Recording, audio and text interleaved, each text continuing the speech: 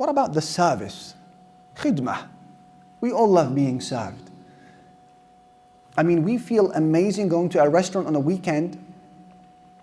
We've got a bit of cash in our pockets, and there's a waiter to come and help you. And for us, this is like the pinnacle of honoring, like wow. Yet when you think about it, it's actually quite embarrassing. It's degrading. It's borderline humiliating, because the reality is that you can't get your food unless that waiter gives it to you. And should that waiter tell you to leave, you have to leave. Otherwise the authorities come in. There's no honoring about being served by a waiter today.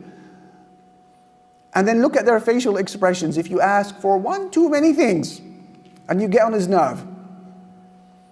Can I have the ketchup, please? Yeah, sure. Okay, this is going really well today. The mayo as well, please. Yeah, sure, sir. Yeah, here's the mayo. Oh, sorry, napkins. Yeah, napkins. I've just dropped my spoon. Can I have another spoon? Okay. Can I have a high chair as well, please, for my child? Now he will turn around and say to you, do you think I just work for you? What about all these other people I have to serve? Right? And then what about the service of Jannah? وَيَطُوفُ عَلَيْهِمْ وِلْدَانٌ مُخَلَّدُونَ, Allah said. There will circulate among the people of Jannah young boys of everlasting youth. مُخَلَّدُونَ, everlasting youth.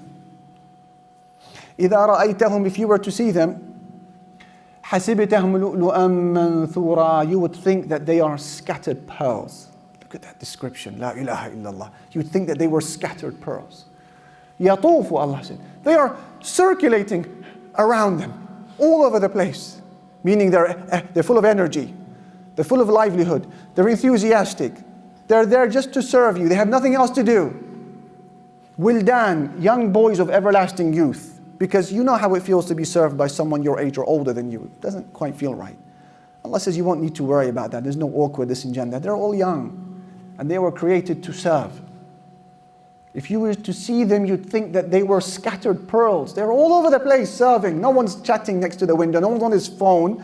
No one's taking a tea break. They're scattered. They're all over the place. And they're like pearls. Because as a waiter, you know, by the end of the evening, you got to go home and put your clothes in the washing. You got to take a deep soak because you stink of fish or meat or steak or whatever it is that you're serving up to people.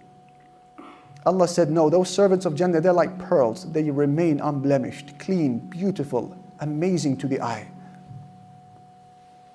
And then Abdullah ibn Amr ibn al-As, the companion, he speaks about service in Jannah. And he said, ما من رجل أو ما من إنسان من أهل الجنة إلا ويسعى عليه ألف غلام.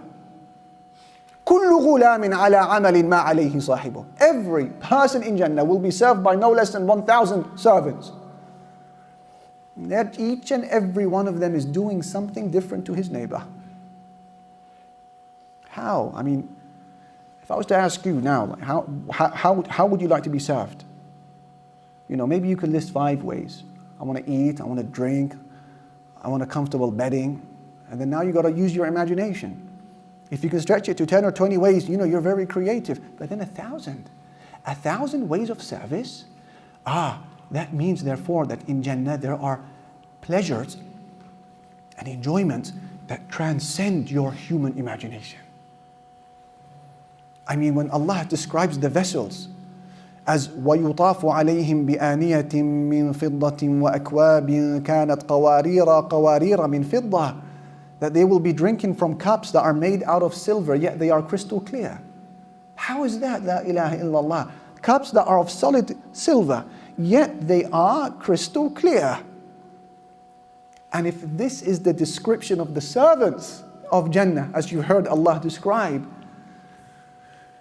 what do you make of the beauty of those people of Jannah who are being served? That is service in Jannah.